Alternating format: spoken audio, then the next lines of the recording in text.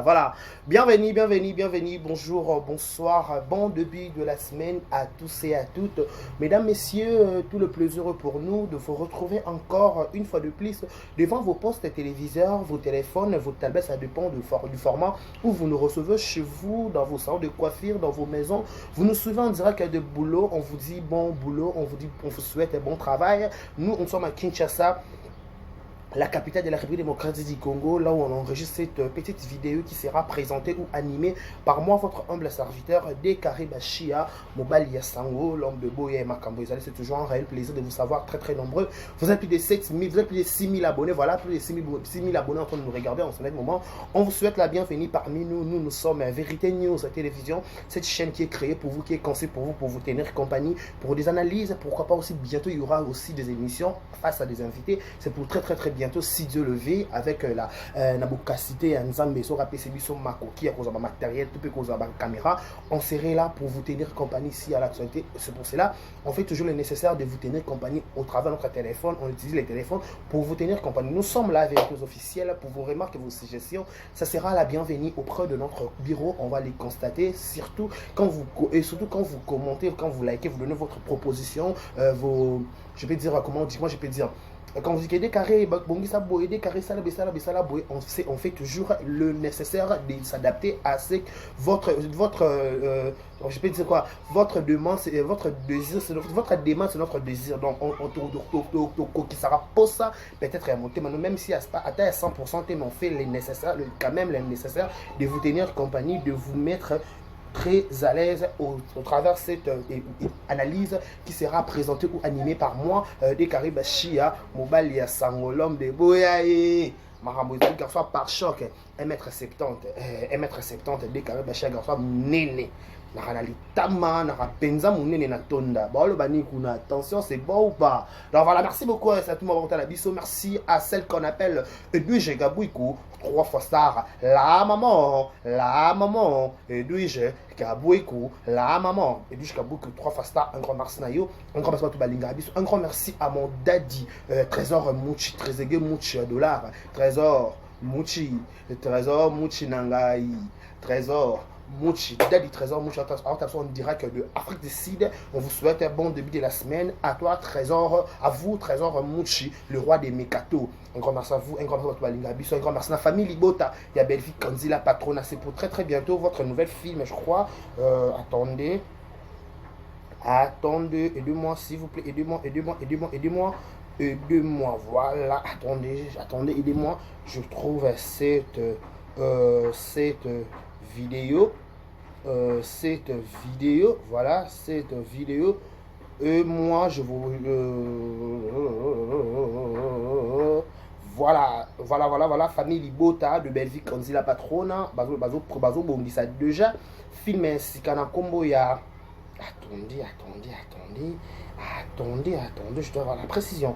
Voilà, on a fait un cycle en combo, il y a bientôt Fimer. Et donc, Fimer, vraiment, qui tourne tout le monde dans affiche, tout le monde, Bobo Manoka, Maman Essengo, tout le monde, Papa Alain, Papa Alain Zali, tout le monde d'Acosta, tout le monde Léa, tout le monde Junior, tout le monde Maman Top, tout le monde Omar, tout le monde Pasteur Serge. Donc, famille Libo, Tabou, ça l'a déjà là, pour consommer, filmer la fille mère. Voilà, de l'autre côté de SB, tu as la film ainsi qu'il y a déjà point.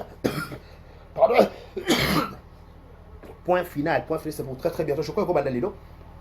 Point final, film écrit par Mams Silla. Faites comme les autres, si vous avez votre affiche, envoyez-moi par mon numéro WhatsApp. Je vais le poster, je vais faire la promotion. Je fais la promotion de tout le monde. Je suis ni famille de Botani, ni Abako, je suis pour tout le monde. Je fais ce que ça me rend beau de le faire. Voilà, merci beaucoup pour merci beaucoup pour commentaire, merci beaucoup pour Balinga Bisso, tout le monde s'appelle effort et en Linga Bangote. N'est-ce pas? Voilà, nouvelle semaine qui s'annonce très bien, une semaine à Sika. Faut être dans la joie. Il faut être Yambaloyo, c'est fini. Yahweh Kotali Kamboyo, trop c'est trop. Yambaloyo, c'est fini. Yahweh Kotali Kamboyo, trop c'est trop.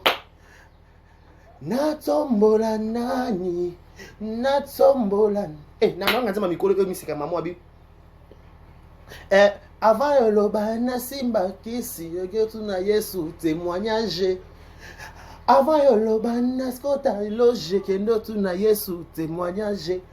Mokolo na matakane ya ngomba kende tuna Yesu témoignage toke hey témoignage nanga okoma témoignage hey témoignage nanga okoma témoignage nanga. Voilà, c'est une nouvelle semaine, il faut être dans la joie, il faut danser, il faut dire merci à Dieu parce que c'est lui le maître du temps et des circonstances. Surtout vivre, surtout c'est grâce à lui. Laissez-moi aussi souhaiter un heureux anniversaire. Tout les joyeux anniversaire à vous, que du bonheur, longévité, prospérité soit votre histoire, que vous prospérez à tous égards de la part de Décaré Bachia, garçon Sango, garçon Boya et Marambo Izali. Joyeux anniversaire à vous tous. Nos sincères condoléances, le plus attristé dans ma famille, tout bazar éprouvé. Babou va être cher, nous sommes de cœur avec vous. Kenzambe Azana, Bino, Nzambe assisté Bino. C'est pas facile que bon dit ça, être cher dans ma famille, donc nous sommes de cœur avec vous. On dit toujours loin des yeux, près du cœur, parce que cette épreuve est douloureuse. C'est pas facile à Yango, donc nous sommes de cœur avec vous. Le love, on doit parler sur cette affaire. Bluetooth, je crois. Je sais pas s'il y a la charge. La Bluetooth, tout ensemble. Hein. Après, moi je vais donner mon point de vue. Parce que ça fait la buzz sur les réseaux sociaux, ça fait la une. Tout le monde parle de ça, tout le monde dit ce qu'il peut dire. Donc bref, toujours batté, qui dit vrai, qui dit faux. Donc Toyo Kabiso Nabino Namatoi. Ok? Toyoka et Longo. Voilà. Attendez d'abord, je dois me connecter. Voilà. Toyo Kabiso Nabino Namatoi. Je crois, je commence par ça. Ah. Oh. Il a connecté.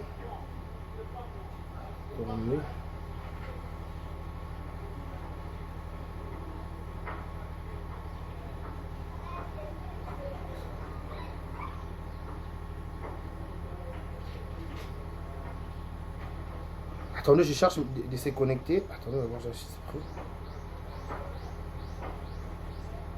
Attendez, je cherche à me connecter, pas tout ensemble, Marambo, Toyo Kabiso Nabino, parce que ça fait tout le monde dans son point de vue, va te condamner, va donner des leçons. Bazala qui paie, va te faire karaka, condamnaka, couper Sarah.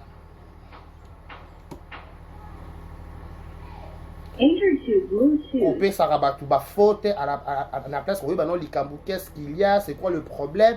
Les gens ne comprennent pas, les gens viennent seulement pour répondre à condamner.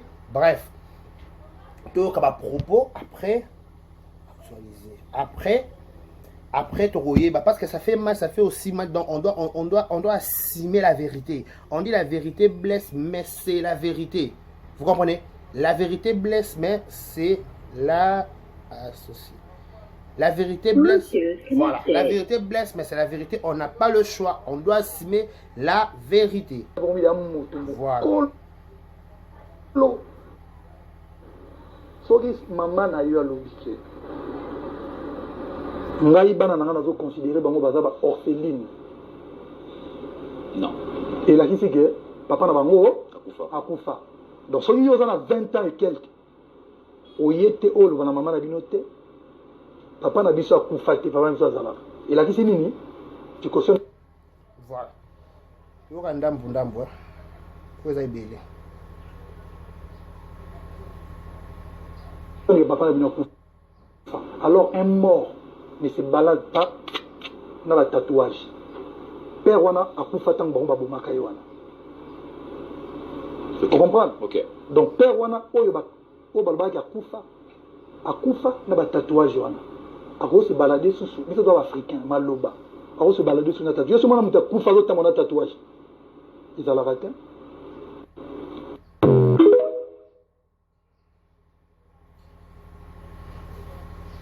Yo, on a 12 ans, on a 9 ans. Moi, on a 19 ans, on a moto. Kolo. Soki maman na eu à l'objet. Ngai bana nanga nazo considérer bango baza ba orpheline. Non. Et là qui c'est que papa na bango akufa. Donc soki yo za 20 ans et quelques. Oyete olo bana maman na binote. papa na biso akufa te papa na biso azalaka elakisi nini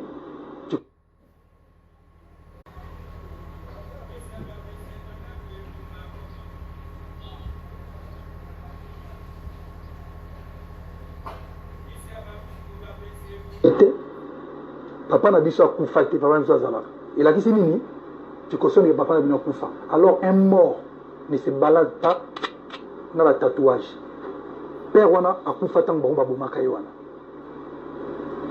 tu comprends ok donc père wana oyo balobaki akufa na ba tatouage wana ako se balader susu biso to africain maloba ako se balader sur na tatouage yeso mwana mutu akufa azotamba na tatouage ezalaka te.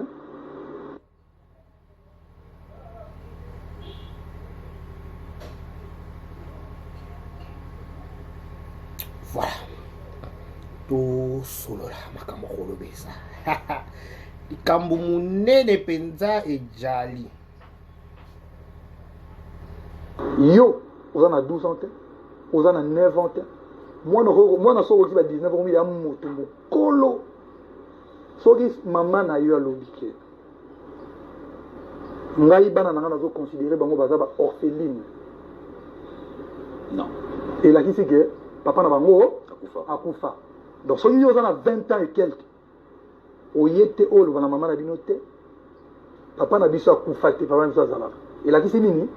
Tu cautionnes que papa na bino akufa. Alors un mort ne se balade pas dans la tatouage. Père wana akufa tango bango babomaka ye wana. Tu comprends? Ok. Donc père wana oyo balobaki akufa na ba tatouage wana. Ako se balader susu biso to africain maloba. Ako se balader sur na tatouage. Yeso mwana mutu akufa azotamba na tatouage. Ezalaka te. Pour la dernière fois, après tout mes gars loba. Yo, oza na 12 ans te, oza na 9 ans te. Mwana soko ki ba 19 ans ya moto mokolo. Soki mama na yo alobi ke. Ngai bana nanga nazo considérer bango baza ba orpheline. Non. Et la kisi ke papa na bango akufa. Donc soki yo oza na 20 ans et quelques. Oyete olo bana mama na bino te. Papa na biso akufa te papa na biso azalaka. Et la kisi nini? Tu cautionnes que papa na bino akufa. Alors un mort ne se balade pas dans la tatouage. Père wana akufa tango bango babomaka ye wana. Tu comprends? Ok. Donc père wana oyo balobaki akufa na ba tatouage wana. Ako se balader susu biso to africain maloba. Ako se balader sur na tatouage. Yeso mwana mutu akufa azotamba na tatouage. Ezalaka te. Attendez, la voice, il y a une ligne pour na to ka ba propos fala bande na on est bandé. Attendez, je crois que je m'attends là quand parle.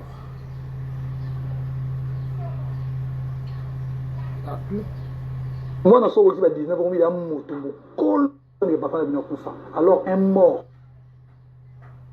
Yo, oza na 12 ans te, oza na 9 ans te.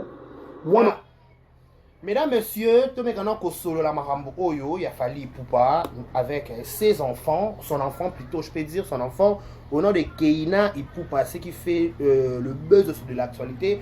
Toto ka voice, toto ka partie oyo émission oyo ne vient à biso popol mon pasula mon pasolos, parce que a réalisé qu'on a fallu Poupa aigle de la musique congolaise concernant ses enfants. Voilà, on doit d'abord. J'ai d'abord félicitations à Fali pour un concert il y a Massamba Deba, un concert privé qui catastrophique, c'était du waouh. Félicitations à l'équipe Mobimba, félicitations à Wario, assistant qui est et c'est là qui pensait qui tourne Wario toujours à l'attaque, toujours c'est ma aigle. Tout mes grands sur là propos au Fali à l'obina émission à Popol Mpassoula. Mais aujourd'hui je serai franc en fait, déjà dans la franc. Moi j'aime pas l'hypocrisie ou tout ça la décompose à la télévision. Marambo comme la bateau fait servir après biso des leçons. Il faut tout biso on est comme notre victime il faut se servir en haut comme exemple parce que tant que comme la rappel fallait gérer un peu bébé. Nous sommes à la télévision, on dit toujours na TV ma parole est tikalara. Na moi émission émission ba ferré ba coffee nous tout balance tout compliquer la situation. Nous parlons de Fally Ipupa et sa famille s'il vous plaît. Et puis jusqu'à beaucoup 3 fois star, merci beaucoup. tolobela fali pupa na famille na ye tolobela ba ferete ba kofite ba waze côté ba JBT. On parle de Fally Ipupa et sa fille. En réalité, Fally et sa famille. Parce que Moutaza personnalité publique dans l'histoire, oh yo topé Moutaza renommé à combo à succès, c'est Fally Ipupa et non Keina. Donc, quand on parle de cette histoire, il faut avoir vraiment beaucoup de la maîtrise de la paix et belé tout ça un sentiment pour que le roi tout ça tout le bagarre qui était fallait ça me bien fallait ça me était t'auras la mitema. Maramso marambo batusu baka na réseaux sociaux peut-être ba famille musu pe ba vivango mais différence c'est que ba famille musu wana bana ba star bana ba star te ba yebana te ba ya na réseaux sociaux te mais le coup les a fallu faut bouger. Ce que Fally il a fait ça personnellement, il est conscient de yemo na yemo ne balobaka yemo na yemo dit que maman je suis conscient de ce que je parle. On comprend parce que sauf Landi père et le Fally il n'a pas dit ça avec beaucoup le on était na esengo. Peut-être n'a pas un regret. Parce que ceux qui sont en le babongoti. Ceux qui alors on a pas si c'est un choc. Mesdames, messieurs, Fally nous explique pourquoi le tatouage dans le boko. Il a donné son raison au le tatouage. Tatou se voilà à la face. Tout se voilà à la face. Nous parlons non c'est les locaux. On ne parle pas de Kofi ni de Ferré. S'il vous plaît. Parlez pas de façon, bon, il fait écoute tout. Avec qui moi, tu as la faire égale la thé, tu as la Kofi, l'omnité na Dibiston, tu as la Fally na Keina. On se voile pas la face. Mesdames, messieurs, Fally wana au bout na biso fierté na biso bana bandade. Il a beau sacrifier sa vie pour comment wa komi pe wana. Ba sacrifice fourni Fally ça la personne laissée. Maleme. Makambo o Fally ça la personne laissée. Pendant comment comme il est là comment aigle à comment quoi si makambo yela e batu miso ba zonga sima na génération Fally batu bazaba na kata quartier latin na nazo ko exceller na makasa kwa Fally souvent au sanga ka sala sacrifice il a pas fondé ça il a beaucoup fait des sacrifices pour comment comme on peut boy toyo ka ngo ba musique ya facilité ba musique oye toye mais Fally aya akuta ba wera akuta ba jiba s'imposa. L'homme ne se remarque qu'il fallait, il faut qu'il fallait tout. Nous sommes qu'il fallait tout le monde qu'il fallait, qui ça c'est l'exception de personne. Pourquoi? Parce qu'il s'est imposé à la communauté na biso, ami chabinga na da aigle, ami placé d'abord avec nga aigle un point c'est tout. Ba muso potana ba moano ba na idanga la aigle, ami placé d'abongo. Si ko tangu yima azana ba problème belé na kasa famille na musique. Et il y a des combats, il y a des télémélés, il y a des télémélés, il y a des combats, il y a des combats. La musique, il n'est pas encore, il a non posé. Alors, ce dossier, il y a quoi sur le moutou. Tout se voilé la face. Il fallait bien dire. Fallait bien dire. Bah, il y a des sabats, ok, papa n'a bino à koufi. Donc, bah, traité, fallait le col à moua, le quoi est bébé rip, en zone à sauter rip. Retour interdit au pays. Boya président zonga yeba cha rip. Et pas maman on a mon ex ya Fally on va pas Fally zela no malembe. Moi j'ai entendu toujours bana liboso ba première amour ya Fally ya papa na maman. Yo si Fally le bon na émission bon esengo. Alors bon esengo te. Papa ni na olinga boya moi na moi si. Tolo to sonne le gambo papa ni rolinga aboya mwana ne ya mwasi moi papa ni mwana bana nyonso basi ba avantage ya papa na papa beta bana ba basi tolo. Voilà ma fille, voilà mon fils, la plupart c'est ma fille na basi mwana mbongo ebele Nelson est bonheur apparent ça anga mona mwana kola a exceller à vivre vie normale ba mona ce qu'il fallait dire avec beaucoup de regrets. Maman na bango niki toloba likambo yo makama niki so pelaton sara sala mission niki a fungoli porte ya ndako ne ye moko pour ça problème toloba makambo to na réseaux sociaux so bito la likambo pe bien makambo a Fally na niki banda pe banda kala ya réseaux sociaux et outi musika ezali likambo ya réseaux sociaux te peut être comme na réseaux sociaux c'est que bazwa baluka bataya ko luka babongisa bavandisa bamona peut-être simba nango te. Aujourd'hui, il y a des réseaux sociaux. Et Niki, quand on a les réseaux sociaux, moi, si la femme soumise, si et seulement si, et ça, destin, ça, et tant que vous en a fallu, garde ton silence. Ça viendra un jour. Mais si c'est ça, maintenant, c'est un et tout, nana, pour jouer, supporter présence en minga. supporter présence à mninga. Pas un fananam à Boumali Bala nota. Nam ta Boumali Bala nota.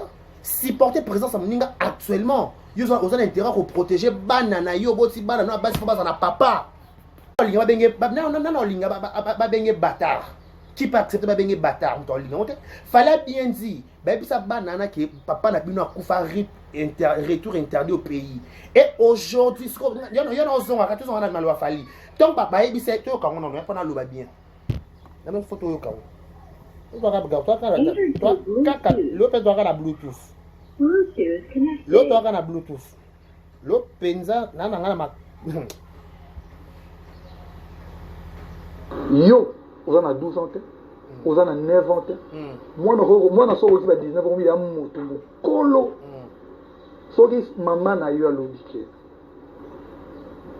ngai bana na zo considérer bango baza ba orpheline non et là qui c'est que papa na bango akufa donc so yo za na 20 ans et quelques oyete olo bana maman na binote papa na biso akufa te papa na biso azala et là qui c'est nini tu consommes que papa na bino akufa alors un mort mais c'est balade tout est maintenant wana fallait bien papa maman na bino ebi si OK papa na bino akufa yo mwana tomba est-ce que papa na akufa yo salaki nini tout se voilà la face tout ce sentiment te fallait ça mabe abulonga komba keina te yo mwana tomba maman na bino makamba bibi tumba banzoko ba titi ndoka passe tango maman associé bana na kata ranking na ye na papa bana ba za ba hauteur bana ba subir conséquences ce sont les enfants bana o ba za ba insensé bana ba za ba zoba ba kota rana de ba zwa liba okuta na mbeba mais moi na mayela ba ke ba bitumba papa na maman etalinga te mon papa est en vie mon papa c'est Fally Ipupa j'assume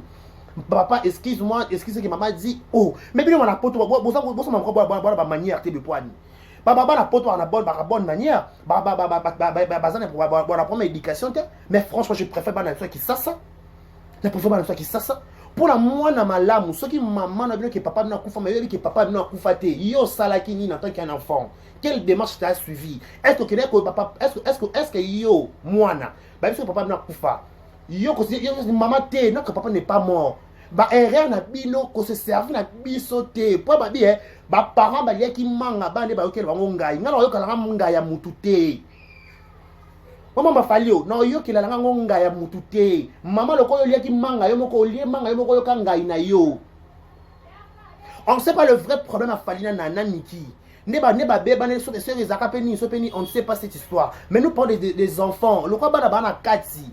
Mais le fait que tu as dit bino que papa na bino kufa bino tant que bana poto bana bonne éducation bana bonne éducation malamu qu'est-ce que vous avez fait bon ça la nini comme démarche à suivre est-ce que bino na papa no bozana bonne relation est-ce que ça maman te okolo ba bongo te papa so kufa papa so sans vie bino boko boma mo woyi ndenge ni boko boma muta sans vie ndenge boko bisa mo woyi non y a pas de sens non y a pas de sens bon comme ça mo mutu mo woyi tandis qu'azana en vie non.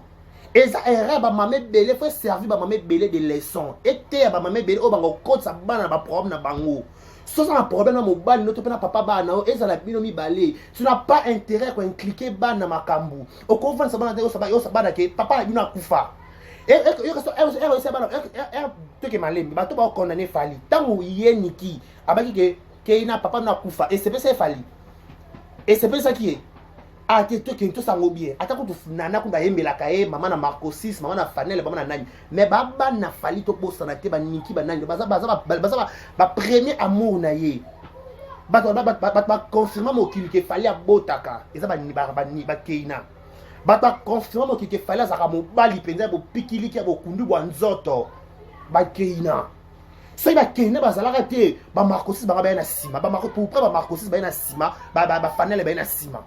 Parce que yo maman, en tant qu'une bonne mère, peu importe divorce, peu importe où il est concerné, épargné na kati ma problème na bino. Tu n'habites au Fally loba, peu importe au Fally loba, peu importe comment ba dossier na bino de mataka kitaka, c'est pas un problème. Mais pourquoi qu'on inclure bana na kati, ko ba bana que papa bino akufa, et pe bana. Et yo pe moi na on a dit attends moi na 15 ans. Tomba yebi so que maman papa no akufa o supportant go na succès na lève une Fally na on a ki na mokili oh tout ce sentiment na bien na succès na level fallait na mokili nana linga te ke baba engana ka mwana fali batu msuba mo linga basi kana kombo fali engande kwa fallait ben appel vidéo nga camarade fali kena sinkin o kelenga fali kena bandal na sinkin o kelenga fali nga camarade fali nga to kamana fali mapango mwana quartier na biso to kola na fali o badai baya ya nini ya ninyo ya bondal kuna wana bayana nyo edina ngwe o bangwenza ba edingwe so edina ngwenza so pe nani kena fana nta sinking siko yo maman en tant qu'une bonne mère au quoi ça bana makam papa na kufa pourquoi et quand elle so fallait faire to so to ka voice donc to ka to lobi muke to ki yo on a 12 ans on a 9 ans moi na so ko ba 19 ans ya moto kolo so ki maman na yo lobi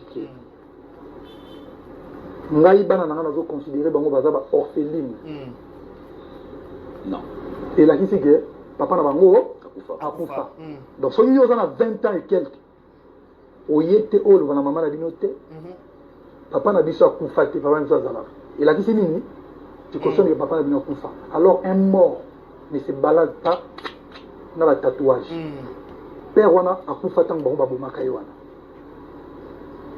tu comprends? Ok. Donc père wana oyo ba balba ya akufa na ba tatouage wana. Tout là non nam. Siko bino bo considère que papa ngwa akufa. Siko comment est-ce que bozo ngwa supporter que mutonga tambona tatouage na nzoto. Oh ya. Bino bomi mutuna akufite. Mais siko mutonga siko pona ko banga ka ke bana papa. Mama biso lobaka na mela milangite pona bota bino. Donc na luka bino na nganga te na kisite.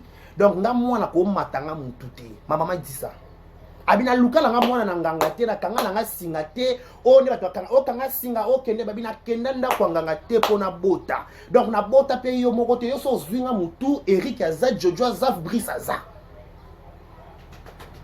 donc on va dire que yo so zwi mama so papa so takufa pe sona mama na ngalbaka akenda nda kwa nganga te alukane bana na kisi te amelane ba kisi te to pe bingala luka zemi teze me yanga na facilité donc lokola bota bino 4 bongo oyo zwanga mutu te donc yo so meki OK muso aza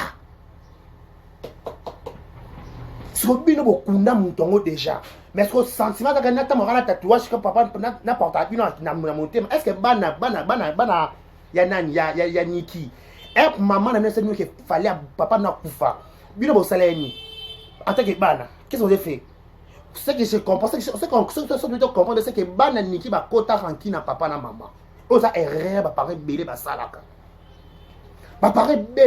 erreur wana bitumba papa na maman ça vous regarde pas bato ba mona na bujumbura bato ba kenda na makeke ya masisi ya manono bato ba kenda tout ba tutana bato ba kenda ba tutana mireko ya tout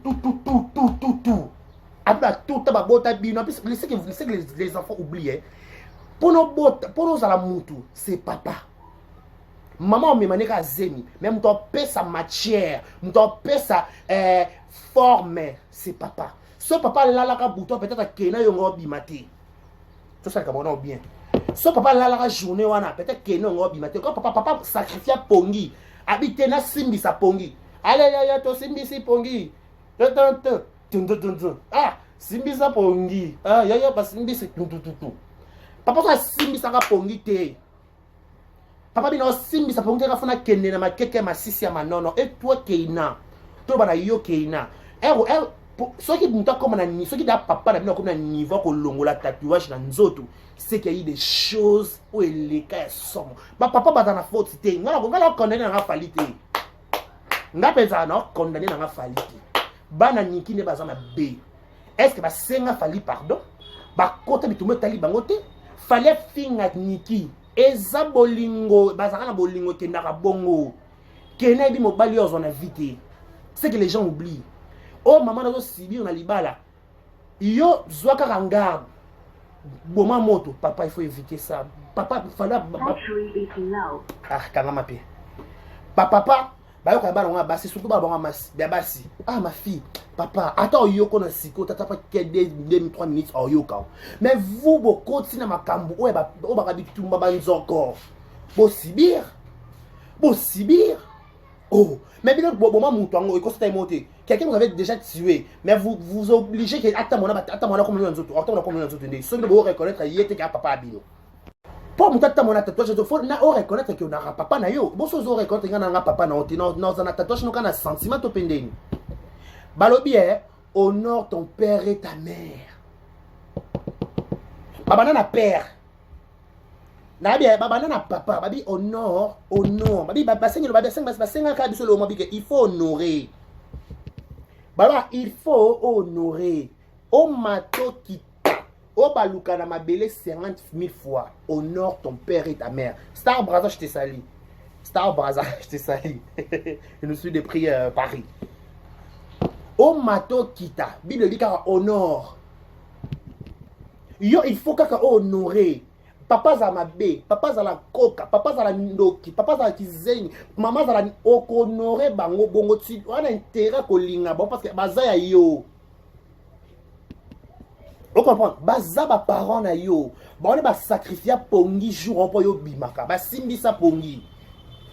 Hey, to simbisi pongi. Ya to simbisi dun. Est-ce que ça fallu plaisir? Il a dit ça dit c'est la toute dernière fois na beta leçon na télévision. Bana fali ba mo ba kunda papa ba boma yi. Si ma biso to nazata mona fali. Nazata ndekwa fali. Nazata camarade fali. Eza erreur niki yo sala. Donc tu as intérêt à réparer. Il faut Lucas, ça peut-être na tina ipupe simbate. Lucas ba fallait ça ka na tina ipupe te. Ba cousin ba na famille. Ba cousin ba na ta famille. Ba tata moi ça ba maman l'équipe ba na famille. Lucas ba tata moi se fouta bière qui ça. So ba ça Lucas bo vanda bo bongi ça va le pire arriver. On a intérêt bon faut ba mon bénédiction. Tozala ba bantu. Ba papa Bible écoute ata minele. Ton Bible le ba honore. Biso ko ba bantu dans ba bantu dans obligation à ko respecter ba boti na biso. Tout en obligation. Et au CP là té. Papa na yo papa tala. Pour preuve, papa ba beta ba biso nyonso. Aussi to simba mona ba to simba mona de pourquoi? Pas te dire que c'est sacré. Pas de so simba papa les biso ba lu sali boulogi. Biso ba lu ku boulogi. Boulogi tu beaucoup pas. Lekela mutore muchu tout lekela. Ah. Nabia. Comment expliquer vous les enfants? On vous a dit que votre papa est mort et vous avez accepté que votre papa est mort. Et si mon nom est Niki Bima au nom de Jésus. Et si les papas que vous avez tués là, le cas de négligence no penga. Na vu comme Marco 6 ça respecter un nan. Na tika na comme Marco 6. Mais fallait pas bien na bois capé le monde le boko Bon mais neni na bois na police mo le boko tout moi tatou pensa mon est bouger. Ah to ah. Bon préfère na cha ah na cha. Na cha ah to ah. Bois comme le mo ah tatou pensa ah. Na bois fallait bois tatou ah to ah. Papa fali na bois capé aigle. Il comme les boy. Mais là, bon, à tatou. Non, faut d'abord, t'as micro, hein. Mon micro, à ta bon, comme le mot A. Et soit. Boire à prendre le mot A. Boya, waouh, ça. Par rapport à ça, il faut d'abord appeler moi tatou. Moi, tatou est bougé, soit. Et tatou est soit. Et soit penza. Boya,